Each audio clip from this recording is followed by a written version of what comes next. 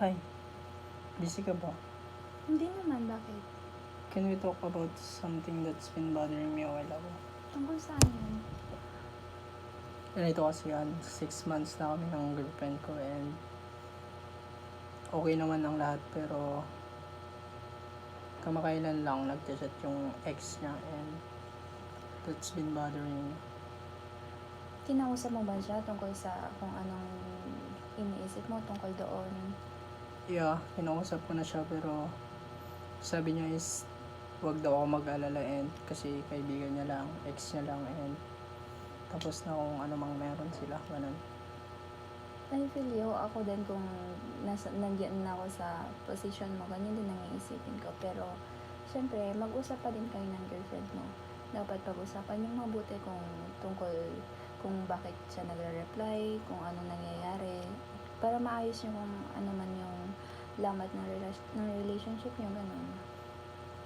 Yun nga, pero hindi ko mapigilang kabahan ganun kasi hindi ko naman inihiling na wag na silang mag-usap or tuluyan na silang mag-close ng chapter pero sana mabawasan man lang kasi kahit gabi meron pa ngayong madaling araw nagchat-chat ganun kaya kinakabahan ako. Hindi sa pinanghihimasok ka, pero siguro kung sa tingin mo kung ano alam mo kung ano mas tama alam mo kung ano na yung tamang gawin. Is that natatakot ka lang kung baka maghiwalay kayo, ganyan. Kung talagang mahal mo siya, pag-usapan niyo mabuti kung anong mangyayari sa relationship mo with her. Yun nga, kinausap ko siya ng mabuti pero binash niya lang ako, sinabing seloso daw ako, kontrolado ako, tapos dapat pagkatiwalaan ko na lang daw siya pero hindi ko mo mapigilang isipin na baka ganun, nag-overthink ako. Ako ba yung gago para sa paghingi ko ng girlfriend na tigilan yung ex niya, ganun?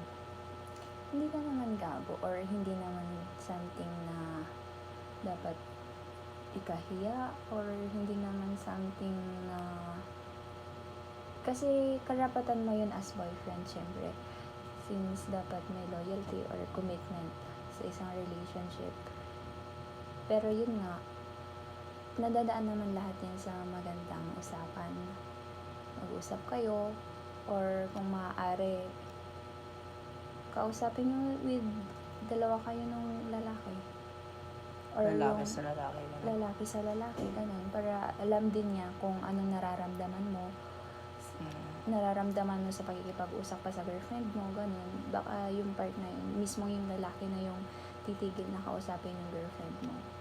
Well, maraming salamat sa mga advice mo. It's okay, and thank you din kasi hinayaan mo na malaman ko or pinagkatiwalaan mo ko na sa lahat ng problema niyo with your girlfriend. Salamat. Oh, yun.